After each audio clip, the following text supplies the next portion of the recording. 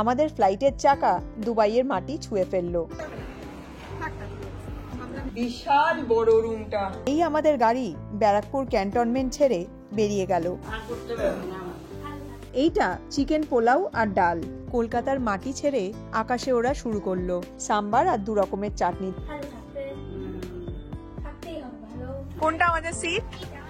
আর মাঝে মা দুর্গা অসুর দমন করছেন। তাতে ছোট একটা লিভিং এরিয়া মতো করা আছে। আরো লাগেজ অ্যাড হয়েছে।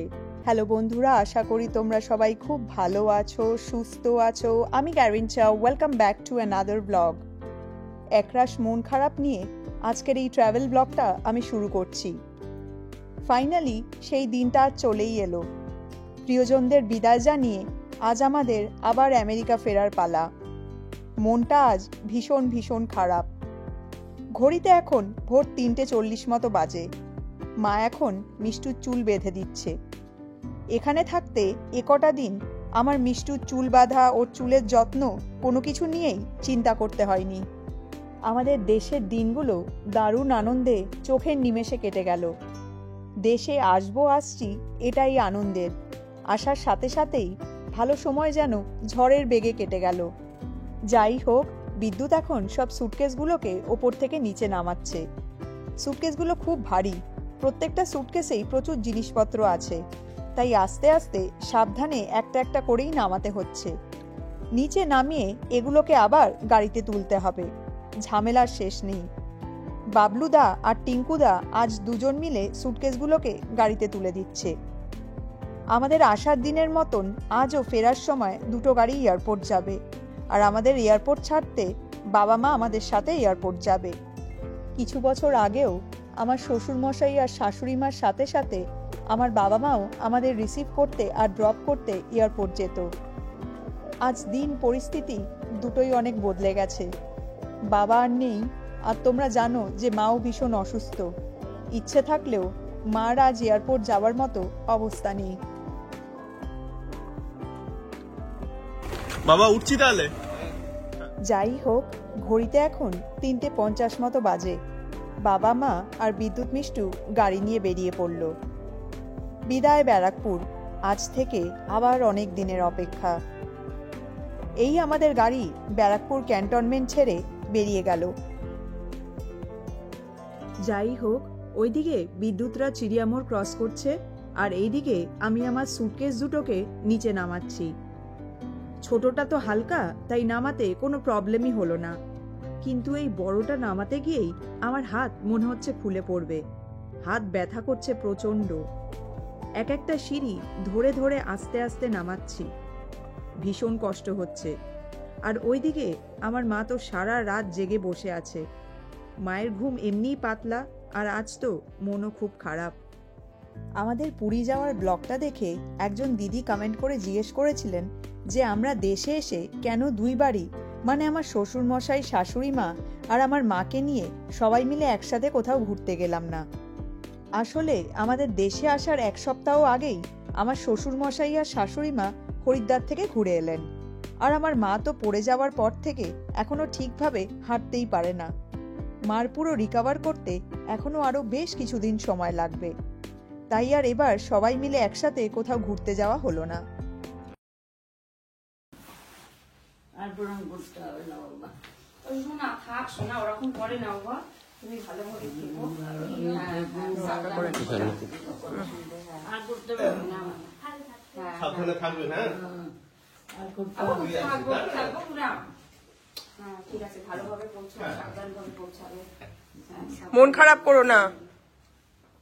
আরাম করো না মাসিমা। হ্যাঁ, মন খারাপ করছো কেন? যাওয়ার সময় এরকম করো না। আবার চলে আসবে, দেখতে দেখতেই সময় কেটে যাবে। ফোন করবে, কথা বলবে। সুটকেসগুলো নিয়ে রাখছি। করো না মাসিমা, ওদের মনটা ভালো লাগবে না। হ্যাঁ তুমি একটু হাসো, তাহলে ওদেরও তো ভালো লাগবে না। হ্যাঁ, সাবধানে থাকবে, কথা শুনবে দিদিদের। দেখতে দেখতেই সময় কেটে যাবে। আবার ওরা আসবে, আবার আসবে। দেখছো, দেখো দেখো আবার আসবে। ভালো থাকবে, থাকতেই হবে, ভালো থাকতেই হবে। তাহলে বলো, তোমার সোনা বলেছে, এর থেকে আর কি আছে বলো? প্রিয়জনদের ছেড়ে আসার এই মুহূর্তগুলো ভীষণ ভীষণ কষ্টের। চাইলেও এই সিচুয়েশনগুলোকে কিছুতেই অ্যাভয়েড করা যায় না।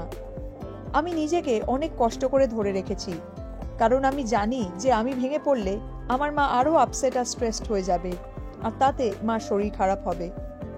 বিদায় বড়ই বেদনাদায়ক। প্রিয়জনদের ছেড়ে আসার কষ্টটা মনকে প্রচণ্ড ভারাক্রান্ত করে দেয়। আমার হাত পা যেন এখন আর সরছে না। ভেতরে একটা অদ্ভুত চাপা কষ্ট কাজ করছে, কিন্তু মার কথা ভেবে মুখে হাসি নিয়ে আমরা নর্মাল থাকার চেষ্টা করছি। চিন্তা করবে না একদম, উল্টোপাল্টা চিন্তা করতে বারণ করবে তো কথা শোনে না একদম। ভালো থাকবে। কাঁদছো কেন? কেঁদো না। কাঁদছো কেন? হ্যাঁ, আর কেঁদো না।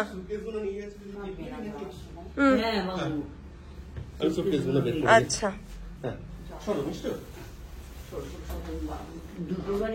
তুমি কান্নাকাটি করো না তো, কান্নাকাটি করো না একদম। মিষ্টু ওর দিয়াকে সমানে জড়িয়ে ধরে আদর করছে, মন খারাপ করতে বারণ করছে। মিষ্টু জানে যে ওর দিয়া ওর কথা শুনবে, তাই পুরো সিচুয়েশনটা ওই এখন সামলাচ্ছে। সময় ঝড়ের গতিতে ছুটছে, তাই এবার আমাদের বেরোতেই হবে। আমার বাবার কথা এখন খুব মনে পড়ছে। দেখো, দেওয়ালে লেখা আছে খেলা। আমাদের বাড়ির নাম খেলা। বাবা তো খেলা পাগল ছিল, তাই আমার নাম গ্যারিঞ্চা আর বাড়ির নাম খেলা রেখেছিল। বাবা থাকলে এখন বাবা মা দুজনেই এয়ারপোর্ট যেত। না না, গেটের সামনে আসার দরকারই নেই।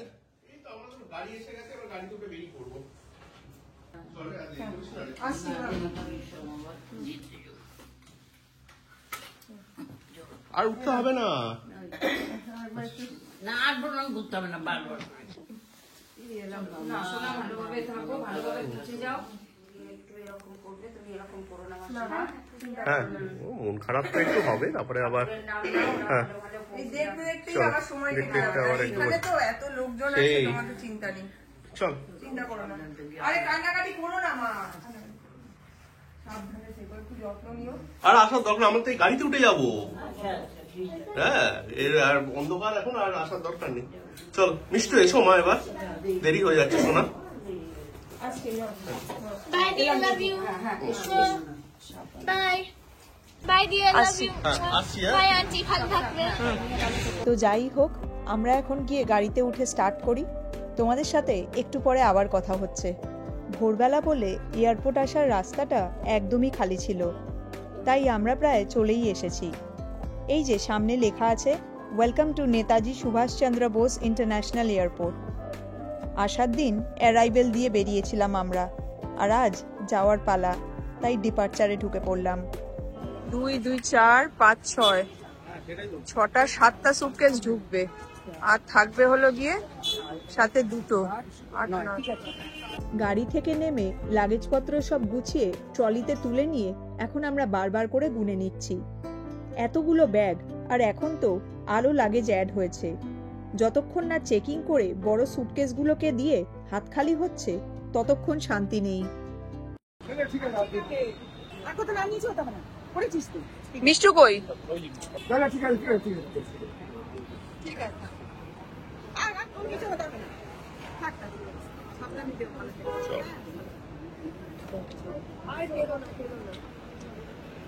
কেন কাঁদছো? কেঁদো না, ভালো থেকো।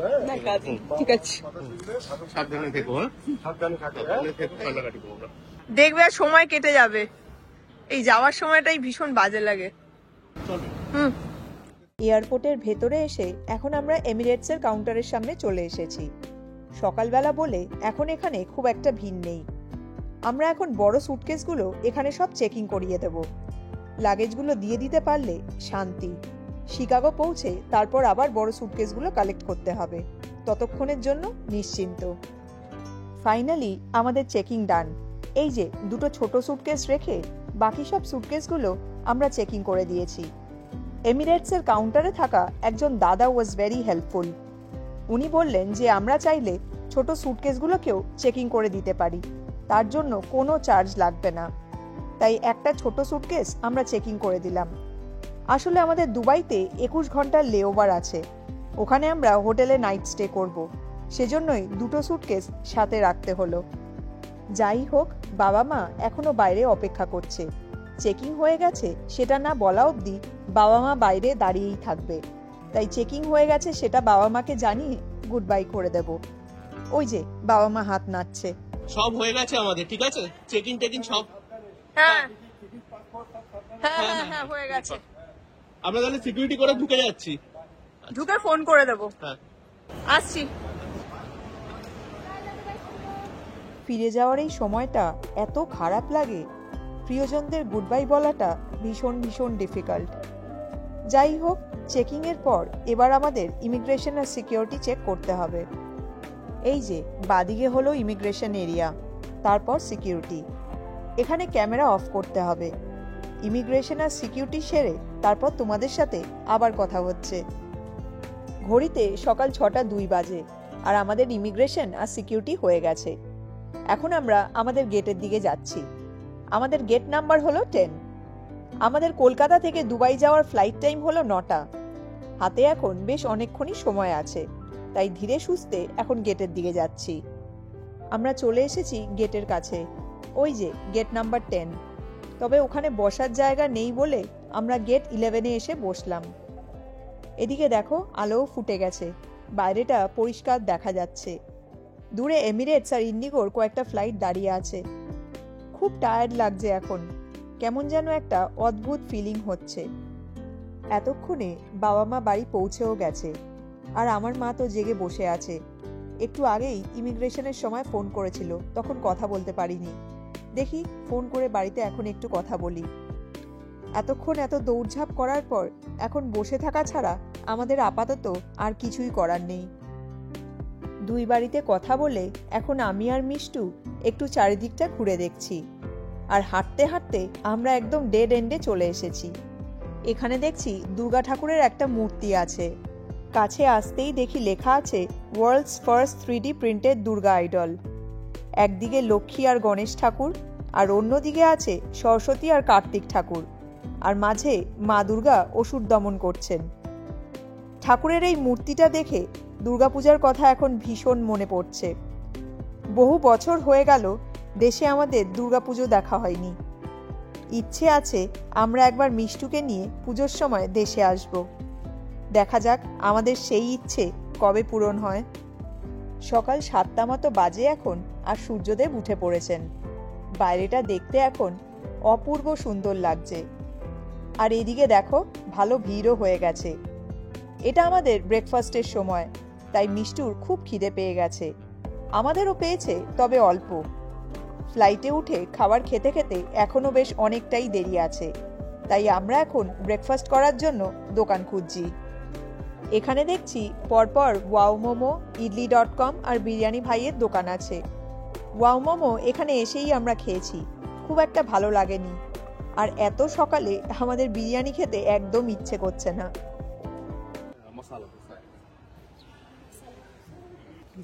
স্যান্ডউইচ পাবেন, বার্গার, র্যাপ আছে, স্যান্ডউইচ বা চিকেন টিক্কা স্যান্ডউইচ। আমরা একটা মশালা ধোসা আর একটা গ্রিল চিকেন স্যান্ডউইচ অর্ডার দিলাম। খাবার রেডি হতে 10 মিনিট মতো লাগবে, তাই ভাবলাম ততক্ষণ পাশের এই দোকানটা একটু ঘুরে দেখি। দোকানে ঢুকেই সবার আগে চোখে পড়ল দশভুজা মা দুর্গার এই অসাধারণ সুন্দর মূর্তিটা। আর পেছনের দেওয়ালে দেখো কি অপূর্ব সুন্দর একটা ছৌ মুখোশ টানানো আছে। তাছাড়া চারিদিকে আরো কত হাতে বানানো সব দারুণ দারুণ জিনিসপত্র রয়েছে। দরজার পাশে এখানে একটা অপূর্ব সুন্দর মিনে করা বালুচরী ম্যানিকুইনকে পরানো আছে। শাড়িটা ভীষণ ব্রাইট, আর শাড়ির কাজটা দেখো খুব সূক্ষ্ম, দারুণ দেখতে শাড়িটা। শাড়িটার দাম 11,890 টাকা। শাড়ির পাশে এখানে দারুণ দারুণ সব ডিজাইনের জুয়েলারিও রয়েছে। আর এখানে দেখো শেলফে সব ঠাকুরের মূর্তি রয়েছে। ওপরের শেলফে দেখো এখানে ভগবান শ্রীকৃষ্ণ, আর তার পাশে মা লক্ষ্মী আর সরস্বতীও রয়েছে। এই দিকটাতে আরো অনেক ছৌ মুখোশ, আর তার সাথে স্বামী বিবেকানন্দর একটা ছবিও আছে। আর নিচে বাস্কেটে দেখো কত পেঁচা রয়েছে। পেঁচা আমার ভীষণ প্রিয়। এই পেঁচাটা দেখো কি কিউট দেখতে। এটার দাম 85 টাকা, আর এটা তার থেকে একটু ছোট, এটার দাম 75 টাকা। এই দিকটাতে শান্তিনিকেতনের সব লেদারের ব্যাগ, তারপরে বাঁকুড়ার ঘোড়া, আর এটা দেখো, অসাধারণ দেখতে। এই সব জিনিসের দাম সম্পর্কে আমার কোনো ধারণা নেই, তাই এখানে দাম বেশি না কম সেটা বলতে পারবো না।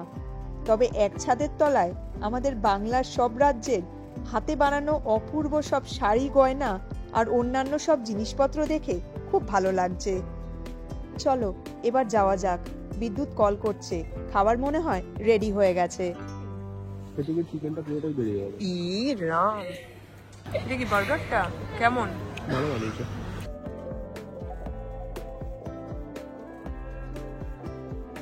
এই যে মশালা ধোসা, আর তার সাথে সাম্বার আর 2 রকমের চাটনি দিয়েছে।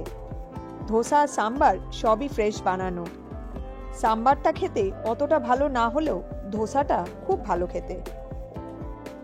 7:45 মতো বাজে এখন, আর ওই যে আমাদের দুবাই যাওয়ার ফ্লাইট চলে এসেছে। এখানে এখন খুব ভিড়ও হয়ে গেছে, আর কিছুক্ষণের মধ্যেই বোর্ডিংও শুরু হয়ে যাবে। ঘড়িতে এখন সকাল 8:35 বাজে, আর ইকোনমি ক্লাসের বোর্ডিং শুরু হয়ে গেছে। আমাদের সামনে পেছনে এখন লম্বা লাইন। 8:45 মতো বাজে এখন, আর এই আমরা এয়ার ব্রিজ দিয়ে এখন ফ্লাইটের দিকে যাচ্ছি। আসার সময় আমরা 3টে ফ্লাইট চেঞ্জ করে কলকাতায় এসেছি, আর যাবার সময়ও 3টে ফ্লাইট বদলে তারপর আমরা মুজোরি পৌঁছবো। এই আমরা আমাদের ট্রাভেলের প্রথম ফ্লাইটে উঠে পড়লাম। কোনটা আমাদের সিট? এই যে এই 3টে সিট আমাদের। আমরা বসে পড়েছি। ফ্লাইটও একদম ফুল, সব লোকজন উঠে পড়েছে। এখন সবাই ওই লাগেজ তোলা, তারপরে সিট অ্যাডজাস্টমেন্ট এই সব করছে। 4 ঘন্টা 25 মিনিটের ফ্লাইট। দুবাই পৌঁছতে পৌঁছতে দুপুর হয়ে যাবে। টিভিটা অন করে এখন একটা মুভি চালিয়ে নিচ্ছি। দেখতে দেখতে ঘুম চলে আসবে। আমরা 3 জনই এখন ভীষণ টায়ার্ড। কাল তো আমাদের কারুরই ঘুম হয়নি। ঘড়িতে এখন 9:21 বাজে, আর আমাদের ফ্লাইটটা আস্তে আস্তে এখন রানওয়ের দিকে যাচ্ছে। সময় সকাল 9:32, আর এই আমাদের ফ্লাইট কলকাতার মাটি ছেড়ে আকাশে ওড়া শুরু করলো। Bye bye India, stay happy and healthy. আশা করি তোমার সাথে খুব তাড়াতাড়ি আবার দেখা হবে। আসার সময় ফ্লাইটে বসে খুব এক্সাইটমেন্ট আর আনন্দ হচ্ছিল।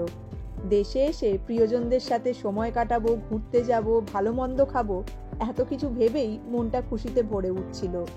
আর এখন ফিরে গিয়ে আবার সেই রুটিন লাইফ। এখানে এত হই হুল্লোড়, এত লোকজন, ওখানে তো এমনিই খুব ফাঁকা, আর তারপর এখন এখান থেকে ফিরে গিয়ে আরো ফাঁকা লাগবে। ওখানে গিয়ে অ্যাডজাস্ট করতে আবার এখন বেশ কিছুদিন লেগে যাবে। ফ্লাইট টেক অফ করেছে 1 ঘন্টা হয়ে গেছে, আর একটু আগেই মিষ্টুকে খাবার দিয়ে গেল। এটা sweet corn mango Mayo salad, তার পাশে এটা একটা ডেজার্টে কেক দিয়েছে, সাথে বিস্কিট, কেচাপ, ক্রিম চিজ আর বাটার আছে। এটা ব্রেড, আর এটা একটা চকলেট, সাথে জল আর অ্যাপেল জুসও আছে। আর এইটা হলো barbecue chicken with rice. Mishtu barbecue ফ্লেভারটা খুব পছন্দ করে। আর রাইসের পাশে ওগুলো বয়েলড ক্যারেট আর ব্রকলি। মিষ্টুর খাবারগুলো খেতে বেশ ভালো। বারবিকিউ চিকেনটা খুব ভালো বানিয়েছে। Thank you. এই আমাদের খাবারটা দিয়ে গেল। ট্রেতে 2টো স্ন্যাক্সের প্যাকেট দিয়েছে। এটায় কাজু বাদাম, আর এটায় মনে হয় চানাচুর জাতীয় কিছু আছে। তার সাথে একটা ব্রেড, আমুল বাটার আর চকলেট আছে। এটা মৌরি, আর এটা টমেটো গার্লিক আচার। এই বাটিতে শসা দিয়ে রায়তা আছে, আর এটা ট্রেসলাচে কেক। আর এইটা চিকেন পোলাও আর ডাল। চিকেন পোলাওটা দেখে আমার খুব একটা ভালো লাগছে না। দেখি বিদ্যুতের খেয়ে কেমন লাগে। বিদ্যুতের চিকেন পোলাওটা মোটামুটি লাগছে, আর ডালটা ওর খেতে একদমই ভালো লাগেনি। এমিরেটসের খাবার বেশিরভাগ সময় ভালোই হয়, কিন্তু 1-2বার এদিক ওদিক হতেই পারে। পোলাওটা রায়তা দিয়ে খেতে অতটাও খারাপ লাগছে না। ডেজার্টে এই ট্রেসলাচে কেকটা খেতে অসাধারণ লাগছে। ও টিকটিকি লজেন্স।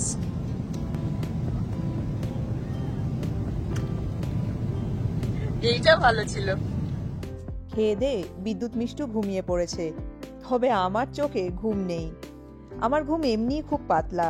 তার ওপর ফ্লাইটে ওঠার পরেই কখন যে চোখ বন্ধ হয়ে গেছে টেরই পাইনি। চোখ খুলে দেখি যে মিষ্টুর খাবার দিয়ে গেছে। যাই হোক, ওরা ঘুমোক, আমি এখন বসে আমার ভীষণ প্রিয় একটা ক্রিসমাস মুভি হোম অ্যালোন দেখছি। একটা বাচ্চা ছেলে ক্রিসমাসের সময় ওর বাড়িতে একদম একা ছিল। ওর বাবা মা দাদা দিদি কেউই বাড়িতে ছিল না। তখন বাড়িতে চোরেরা চুরি করতে আসে। সেই সময় নিজের উপস্থিত বুদ্ধি দিয়ে বাচ্চাটা কিভাবে ওর নিজের বাড়িকে চুরির হাত থেকে বাঁচায় সেটা নিয়েই পুরো মুভিটা। তোমরা হয়তো অনেকেই এই মুভিটা দেখেছো। দারুণ মুভি। প্রতি বছর ক্রিসমাসের সময় আমরা ক্রিসমাস রিলেটেড এই ধরনের মুভিগুলো বাড়িতে বসে দেখি। এই বছরটা ফ্লাইটে বসে দেখছি। দেখো, বলতে বলতে বিদ্যুৎ মিষ্টু দুজনেই জেগে গেছে। আসলে যতই টায়ার্ড থাকি না কেন, ফ্লাইটে প্রপার ঘুম হয় না। বিশেষ করে আমার তো একদমই হয় না। তোমাদের সাথে কথা বলতে বলতে আমরা দুবাইয়ের একদম কাছাকাছি চলে এসেছি। বাইরেটা একবার দেখো। জানি না ক্যামেরায় কতটা বোঝা যাচ্ছে। আমাদের ফ্লাইটটা একদম মেঘের ওপর দিয়ে যাচ্ছে। নিচটাও দেখা যাচ্ছে, আর দেখে মনে হচ্ছে যে এটা মরুভূমি। আমরা মেঘের ওপর দিয়ে যাচ্ছি, সেটা জানলা দিয়ে দেখতে অসাধারণ লাগছে। বাই দ্য ওয়ে, আমাদের নতুন ইউটিউব চ্যানেল আর নতুন Facebook page the Bong girl in US moments তোমাদের কেমন লাগছে? তোমাদের সকলকে অসংখ্য অসংখ্য ধন্যবাদ আমাদের নতুন ইউটিউব চ্যানেল আর নতুন ফেসবুক পেজ সাবস্ক্রাইব আর ফলো করার জন্য। তোমরা যারা এখনও আমাদের নতুন ফেসবুক পেজ আর নতুন ইউটিউব চ্যানেল ফলো আর সাবস্ক্রাইব করোনি, তোমাদের সকলকে অনুরোধ করব যে প্লিজ আমাদের নতুন ফেসবুক পেজ আর নতুন YouTube channel the Bangal in US moments follow আর সাবস্ক্রাইব করে আমাদের পাশে থাকার জন্য। আশা করি তোমাদের ভালো লাগবে। ও বাবা, দেখো নিচে ওগুলো কি? গোল গোল ঘড়ির মতন দেখতে, আবার কাটাও আছে। পরপর অনেকগুলো আছে দেখছি। এগুলো কি ঘড়ি ঠিক বুঝতে পারছি না, ঘড়ির মতনই লাগছে। এই প্রথম আমরা দেখছি। তোমরা কি কেউ জানো এগুলো কি? জানলে প্লিজ একটু কমেন্ট করে জানিও। দুবাই ল্যান্ড করতে আর মোটে 2 মিনিট বাকি, আর জানলা দিয়ে বাইরেটা এখন একদম স্পষ্ট দেখা যাচ্ছে। রাস্তাঘাট, সব বিল্ডিংস, রাস্তা দিয়ে কত গাড়ি যাচ্ছে। ওপর থেকে দেখতে বেশ ভালোই লাগছে। ফ্লাইটটা আস্তে আস্তে এখন নিচে নামাচ্ছে। এই জায়গাটায় দেখছি অনেক গ্রিন আছে। ফ্লাইটটা এখন অনেকই নিচে নেমে এসেছে। এইখানটা দেখো, এটা মনে হয় হাইওয়ে বা ফ্রিওয়ে কিছু একটা হবে। রাস্তা দিয়ে স্পিডে কত গাড়ি চলছে। এই আমাদের ফ্লাইট এয়ারপোর্ট এরিয়ার ভেতরে ঢুকে পড়ল। দুবাই টাইম 1:45 বাজে এখন, আর আমাদের ফ্লাইটের চাকা দুবাইয়ের মাটি ছুঁয়ে ফেলল। আমরা দুবাইতে ল্যান্ড করে গেলাম। আমরা এখন ফ্লাইট থেকে বেরোনোর জন্য রেডি হচ্ছি। সবাই এখন লাগেজপত্র নামাচ্ছে। নামাতে পারছিস না?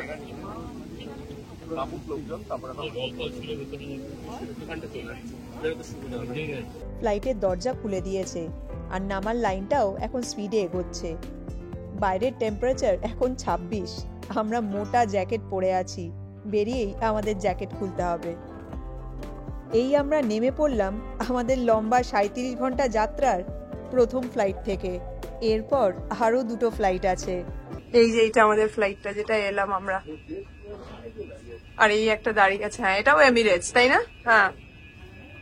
আমাদের এখন সবার আগে ইমিগ্রেশন করাতে হবে, তাই এখন আমরা ইমিগ্রেশন এরিয়ার দিকে যাচ্ছি।